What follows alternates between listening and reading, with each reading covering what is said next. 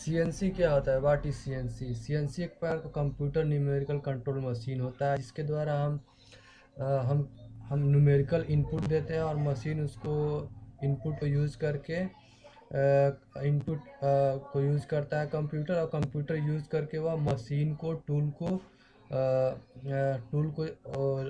Driving करने या उसको चलाने में और कटिंग करने में मदद करता है।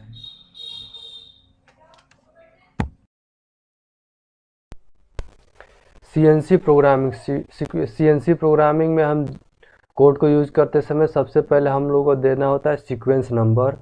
उसके बाद होता है प्रिपरेटरी फंक्शन होता है। उसके बाद हम लोगों का कोऑर्डिनेट नंबर होता है।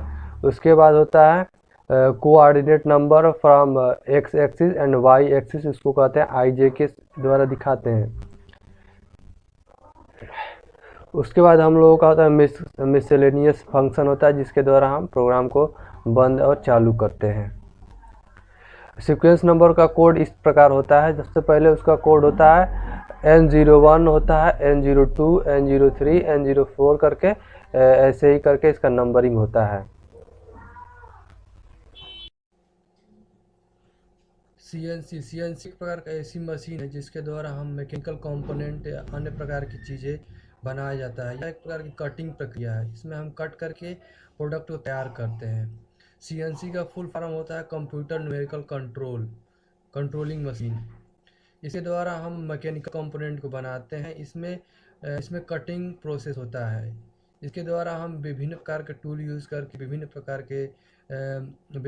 के प्रोडक्ट को तैयार करते हैं, और यह बहुत जल्दी और कम समय में, तथा यह एक प्रकार की ऐसी प्रक्रिया है जिसके द्वारा हम बिना दूर से रह के कहीं भी रहते हुए इस मशीन को चला सकते हैं।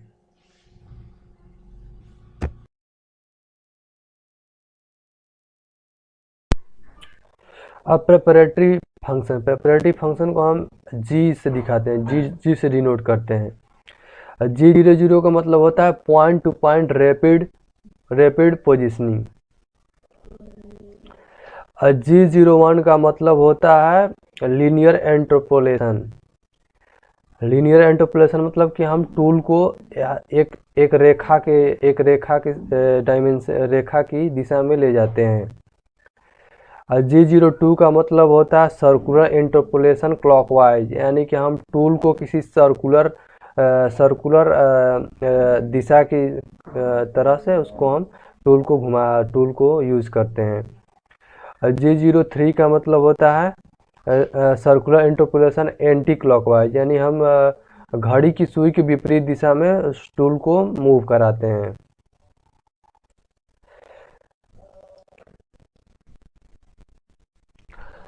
G40 का मतलब होता है G40 का मतलब होता है कटर इंटरपोलेशन कैंसिल। G41 का मतलब होता है कटर कंप्रेशन लेफ्ट। G40 का मतलब होता है G41 का मतलब होता है कटर कंप्रेशन लेफ्ट। G42 का मतलब होता है कटर कंप्रेशन राइट। G45 से लेकर G48 तक उसको कहते हैं अदर कटर कंप्रेशन।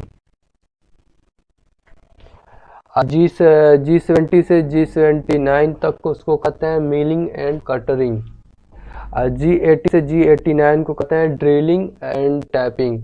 G90 को कहते हैं एब्सोल्यूट डायमेंशनिंग पोजीशन, यानी कि इस कोड का यूज करते ही हमारा टूल्स एब्सोल्यूट डायमेंशनिंग पोजीशन पे चला जाएगा।